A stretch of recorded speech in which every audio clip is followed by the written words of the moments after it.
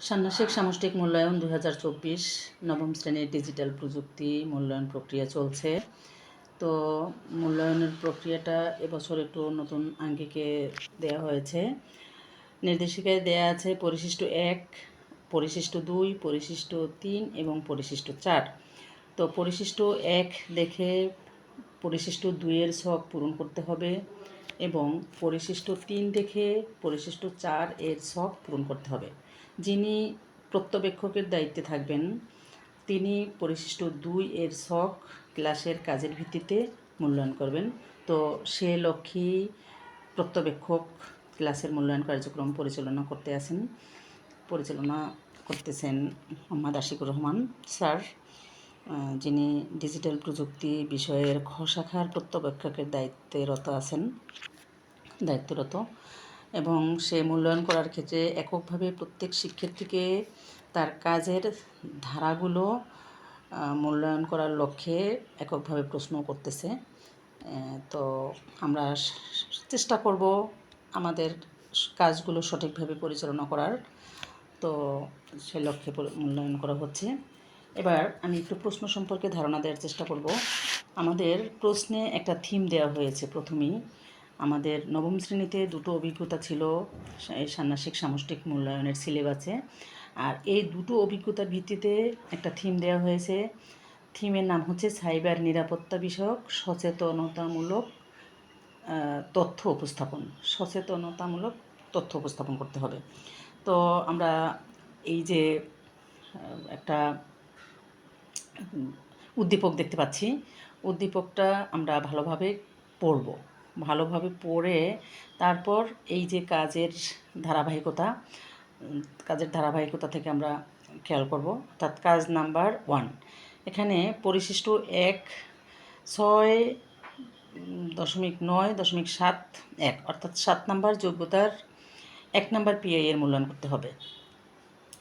কাজ হচ্ছে নিজ এলাকার নাগরিকদের জন্য সাইবার ঝুঁকি চিহ্নিত করার জন্য সম্ভাব্য সাইবার নিরাপত্তা ঝুঁকিগুলোর নাম ও কতজন কোন ঝুঁকির কথা উল্লেখ করেছে তার উপাত্ত অন্য দলের সদস্যদের নিকট হতে সংগ্রহ করো। এ হচ্ছে আমাদের পরিশিষ্ট 1 দেখে পরিশিষ্ট 2 এর মূল্যায়নের কাজ। পরিশিষ্ট 1 অর্থাৎ কাজ 2 পরিশিষ্ট 1-এর 1 নম্বর যোগ্যতার 1 নম্বর পিআই মূল্যায়ন করতে হবে। আমরা অবশ্যই পরিশিষ্ট 1-এর যে নির্দেশিকা দেয়া আছে এই নির্দেশিকাটা ভালোভাবে ফলো করে তারপর আমাদের এই মূল্যায়ন কার্যক্রম পরিচালনা করব। আমরা যদি এই নির্দেশিকা না দেখে মূল্যায়ন করি আসলে মূল্যায়নটা সঠিকভাবে কার্যকর হবে না। এবং এই যে পরিশিষ্ট কাজ 2 পরিশিষ্ট 1 দেখে মূল্যায়ন করবে 1 নম্বর যোগ্যতা, এখানে কিন্তু নৈপুণ্য অ্যাপসেও আমার এই পিআই এর মূল্যায়ন করতে হবে। তো আমরা অবশ্যই চেষ্টা করব সঠিকভাবে মূল্যায়ন করার। কাজ 2 হচ্ছে এটা আমরা ব্যবহারিক কাজ হিসাবেও নিতে পারি। তো ব্যবহারিক কাজ স্প্রেডশিট প্রোগ্রাম ব্যবহার করে তথ্যের সমন্বয় করা। অর্থাৎ আমরা যে ঝুঁকিগুলো চিহ্নিত করেছি এখানে 5টা ঝুঁকি দেওয়া হয়েছে। সাইবার ঝুঁকি 1, সাইবার নিরাপত্তা ঝুঁকি 2, 3, 4, 5। এই 5টা ঝুঁকিতে কে কতজনের এই ঝুঁকির শিকার হয়েছে এই বিষয়গুলো এই ছকে করা। তো আমাদের প্রত্যেকের হাতে কম্পিউটার দেওয়া সম্ভব না, এ কারণে প্রত্যেক শিক্ষার্থীকে খাতায় ছকের মাধ্যমে লিখতে বলেছি এবং শতকরায় প্রকাশ করতে বলা হয়েছে। এরপরে কাজ 3, এই চার্ট হতে সিদ্ধান্ত নিতে হবে যে কোন কোন সাইবার ঝুঁকির জন্য তোমাদের এলাকার নাগরিকদের সচেতনতা প্রয়োজন। এটা হচ্ছে পরিশিষ্ট 3-এর কাজ। পরিশিষ্ট 3-এ 6.9.1.2 অর্থাৎ 1 নম্বর যোগ্যতার 2 নম্বর পিআই মূল্যায়ন করতে হবে। এটা 6 আর 9 বলতে বোঝাচ্ছে বিষয়কোড 6, 9 হচ্ছে নবম শ্রেণীর। তো আমরা দেখতে পাচ্ছি আমাদের মূল্যায়ন কার্যক্রম ভিজিট করতে আসছেন, আমাদের মেহমান ছিল স্কুলে সেদিন। তো অনেক গণ্যমান্য ব্যক্তিবর্গ আমাদের মূল্যায়ন কার্যক্রম ভিজিট করেছে। এবার শিক্ষার্থীরা ব্যবহারিক কাজটা সম্পন্ন করতেছে। এই যে আমাদের এক্সেলের যে কাজটা 2 নম্বর কাজ, এটা শিক্ষার্থীরা নিজ হাতে করে অর্থাৎ আমরা গ্রুপ করে কাজটা সম্পন্ন করাচ্ছি, কারণ এককভাবে কাজটা দেওয়া সম্ভব না। তো দেখা গেছে যে কোনো গ্রুপ কাজটা সম্পন্ন করতে পেরেছে, আবার কোনো গ্রুপ কাজটা সম্পন্ন করতে পারেনি।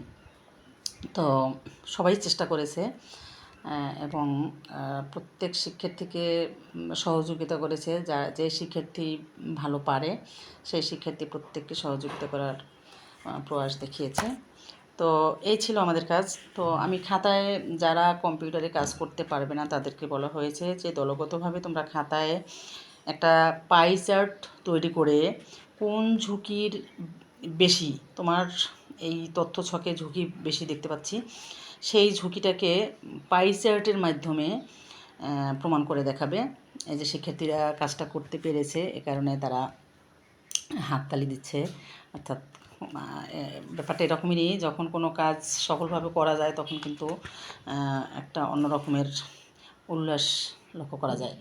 তো আর যে শিক্ষার্থীরা খুব সহজেই পারেনি, তারা খুব মনক্ষুণ্ণভাবে দুর্বলভাবে বসেছিল, কিন্তু কাজটা খেয়াল করতেছিল, প্রত্যেক শিক্ষার্থী মনোযোগ সহকারে দেখতেছিল, তারা প্রত্যেকেই কাজ করার জন্য আগ্রহ প্রকাশ করছিল। এবার কাজ 4, এই যে পাই চার্টের মাধ্যমে তারা কিন্তু কম্পিউটারে কাজটা করে দেখাচ্ছে। যে এখানে কয়টা ঝুঁকি, 1 2 3 4 5টা ঝুঁকিকে তারা পাই চার্টের মাধ্যমে প্রমাণ করে দেখিয়েছে। তো এখানে আমরা দেখতে পাচ্ছি কার কতটা ঝুঁকি, কে কোন ঝুঁকির। এই যে ঝুঁকিগুলোর নাম লেখা আছে এখানে, স্প্যাম, ফিশিং, ম্যালওয়্যার, এরকমের আরও যেন কি। তো এই 5টা ঝুঁকিকে তারা পাই চার্টের মাধ্যমে প্রমাণ করে দেখিয়েছে। এই ছিল আমাদের 2 নম্বর কাজের ব্যবহারিক কাজ। এবার কাজ 4, সাইবার ঝুঁকিগুলোর জন্য কী কী সামাজিক প্রভাব পড়তে পারে সেগুলো দলের সদস্যদের মধ্যে আলোচনা করে চিহ্নিত করো।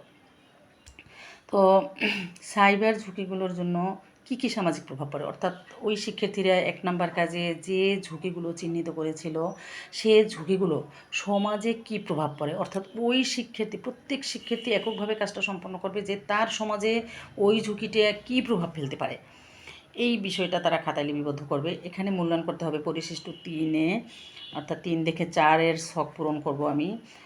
1 নম্বর যোগ্যতার 2 নম্বর পিআই, এই পিআইটা কিন্তু আমার নৈপুণ্য অ্যাপসেও মূল্যায়ন করতে হবে। নৈপুণ্য অ্যাপসেও 1 নম্বর যোগ্যতা 2 নম্বর পিআই মূল্যায়ন করতে হবে।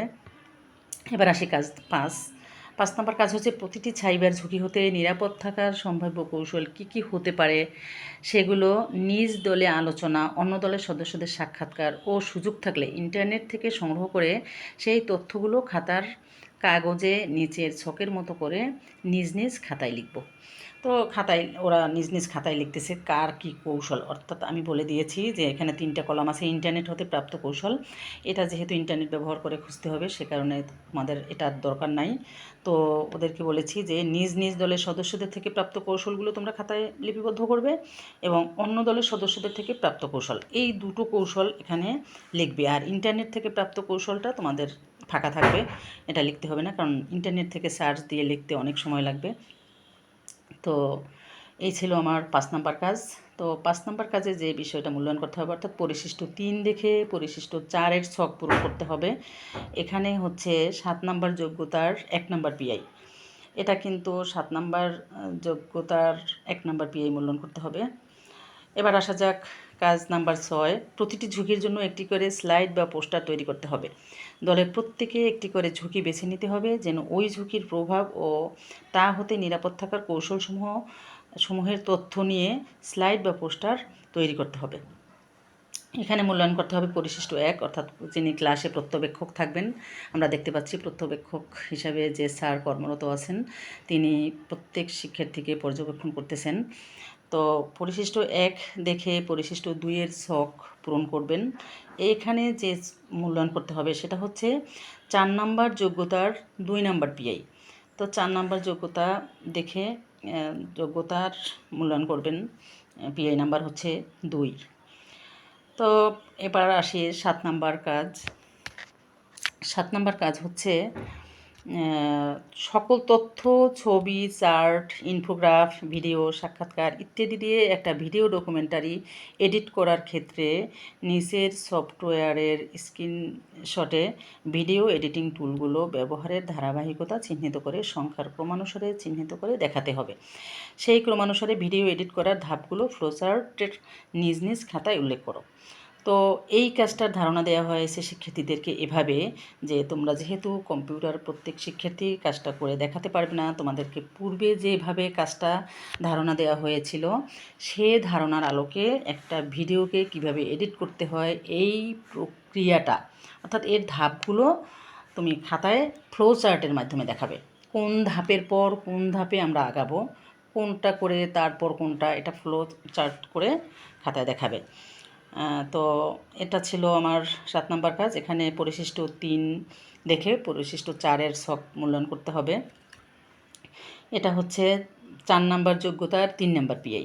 এটা কিন্তু নৈপুণ্য অ্যাপসেও আমাকে মূল্যায়ন করতে হবে। 4 নম্বর যোগ্যতার 3 নম্বর পিআই আমরা মনে রাখবো, এটা নৈপুণ্য অ্যাপসেও মূল্যায়ন করতে হবে। এবার আসা যাক কাজ 8। সম্মেলন বা অনুষ্ঠানে তোমাদের উপস্থাপনা বিষয়ক একটা প্রচারণার নোটিশ স্কুলের গুগল সাইটে প্রকাশ করো অথবা ধাপসমূহ খাতায় লেখো। এটা পরিশিষ্ট 1 অর্থাৎ যিনি ক্লাসে প্রত্যবেক্ষক হিসেবে দায়িত্বরত থাকবেন তিনি এই দায়িত্ব পালন করবেন। তো ভালোভাবেই আমরা দেখতে পাচ্ছি যে প্রত্যবেক্ষক তার দায়িত্ব সঠিকভাবে পালন করতেছেন। বিষয়টা হচ্ছে এরকমের, এখানে যে যোগ্যতা মূল্যায়ন করব সেটা হচ্ছে 4 নাম্বার যোগ্যতা আর পিআই নাম্বার হচ্ছে 3। 4 নাম্বার যোগ্যতার 3 নাম্বার পিআই। এবার আসা যাক কাজ 9। পোস্টার ও ভিডিও প্রস্তুতিতে ব্যবহৃত তথ্য ও মিডিয়ার ক্ষেত্রে মেধাস্বত্ব বা কপিরাইট সংরক্ষণ করতে হবে। এজন্য তোমার ভিডিওর ক্ষেত্রে মেধাস্বত্বের কোন বিষয়গুলো প্রযোজ্যতা যুক্তিসহ লিখো। এটা হচ্ছে পরিশিষ্ট 3 অর্থাৎ পরিশিষ্ট 3 দেখে পরিশিষ্ট 4-এর ছক পূরণ করতে হবে। লিখিত উত্তরপত্র মূল্যায়ন রেকর্ড সংরক্ষণ ছকে আমরা এটা লিখব। তো এই মূল্যায়নটা হচ্ছে 6 নাম্বার যোগ্যতার 2 নাম্বার পিআই। এই মূল্যায়ন অর্থাৎ এই পিআই এর মূল্যায়ন কিন্তু আমরা নৈপুণ্য অ্যাপসেও করতে হবে। সবশেষ যে কাজ নাম্বার 10। প্রত্যেকে যার যার খাতায় আজকের প্রজেক্টে দলের সদস্য হিসাবে নিজের দ্বারা সম্পন্নকৃত কাজগুলো উল্লেখ করো।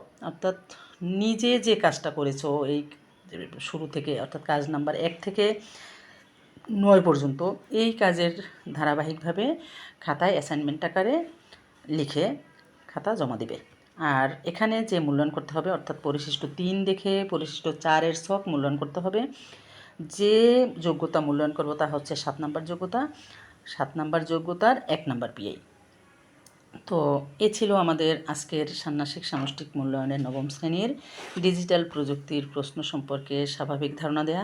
আমি আশা করব আমার এই ভিডিও দেখে মোটামুটি অনেকেই সঠিক ধারণা পাওয়ার প্রয়াস পাবে। তো সকলকে ধন্যবাদ।